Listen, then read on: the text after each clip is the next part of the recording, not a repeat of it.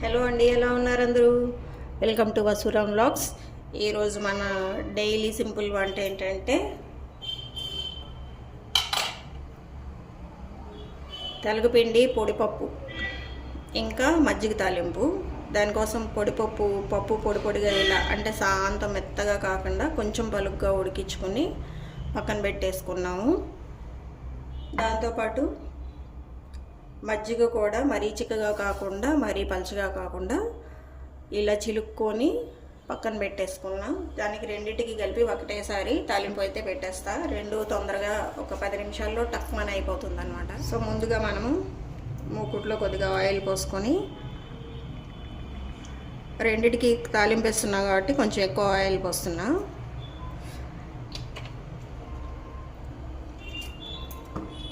Oil కొంచెం వేడెక్కిన తర్వాత తాలింపు దినుసులు వేస్తాను. రెండింటికి కలిపి వేసేస్తున్నా. తర్వాత కొంచెం అల్లం పచ్చిమిర్చి పేస్ట్ కొద్దిగా పెట్టుకోవాలి.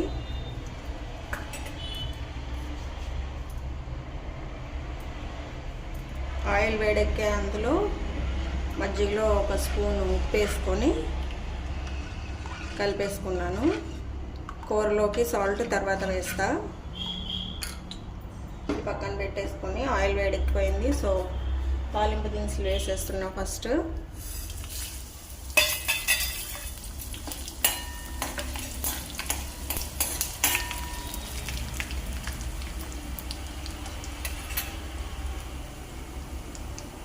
అవి వాటితో పాటు ఒక హాఫ్ స్పూన్ అల్లం పచ్చిమిర్చి పేస్ట్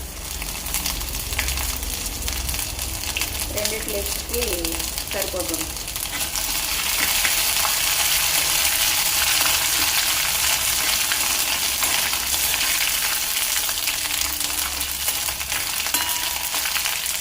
కొద్దిగా పసుపు వేసుకుందాము.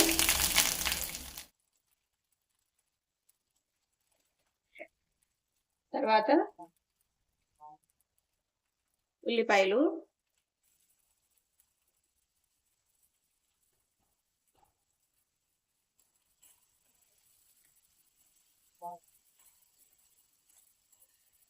ఇప్పుడు ఇందులో సగం తాలింపు తీసి నేను మధ్యలో వేసేసుకుంటాను.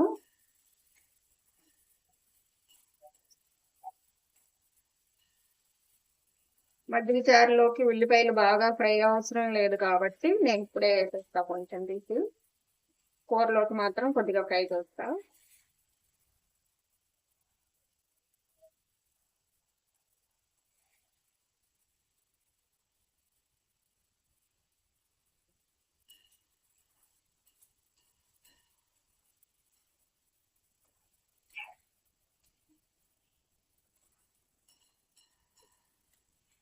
మన మజ్జిగ చారు అయితే రెడీ అయిపోయింది.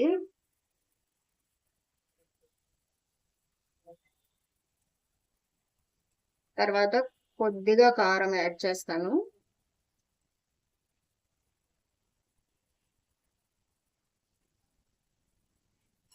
ఇప్పుడు ఇది బాగా ఇందులో ఉన్న ఆనియన్స్ అంతా బాగా ఎర్రగా ఫ్రై అయిపోయిన తర్వాత పొడిపప్పు వేసుకోవాలి.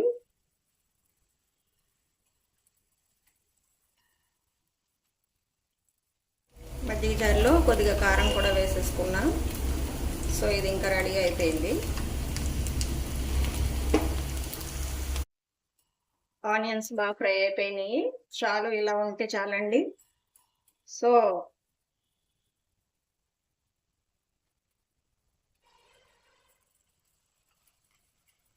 పొడిపప్పు ఏదైతే ఉడకపెట్టుకున్నానో అది కూడా వేసేసి కలిపేసుకొని దీనికి సరిపోను సాల్ట్ కారం వేసుకున్నాము. పప్పు ఇందాక ఫస్ట్ వేసేసుకున్నాం కాబట్టి దీనికి సరిపోయినంత సాల్ట్ వేస్తాను.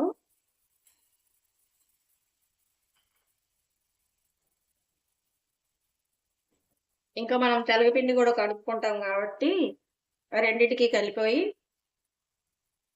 సరిపోయినంత వేసేసుకుందాం.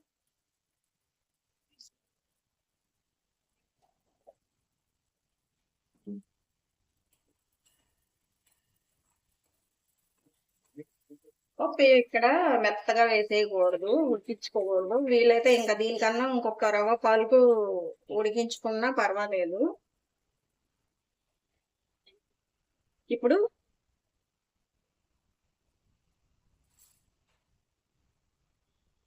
ఒక 2-3 స్పూన్స్ తెలగపిండి,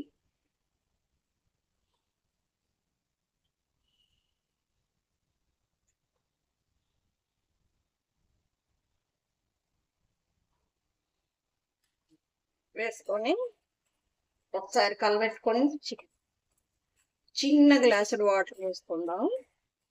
ఇంకా నేను ఇందులో కారం వేయలేదు కదా, కారం కూడా వేసేసుకుందాము.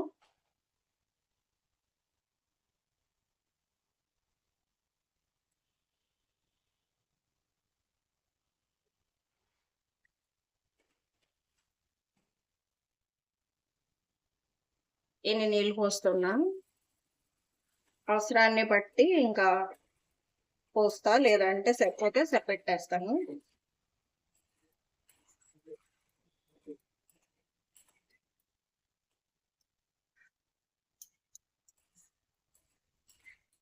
ఇంకొక హాఫ్ గ్లాస్ వాటర్ కూడా పోసాను.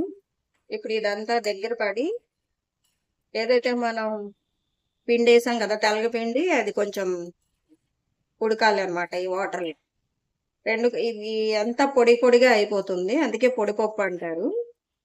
సో అంతవరకు ఉడికించేసుకోవాలి.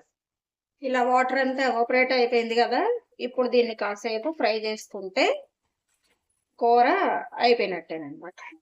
ఇలా అడుగు పడుతూ ఉంటుంది, దాన్ని కొంచెం మనం ఇలా గీకేసేయవచ్చు, అది చాలా టేస్టీగా ఉంటుంది.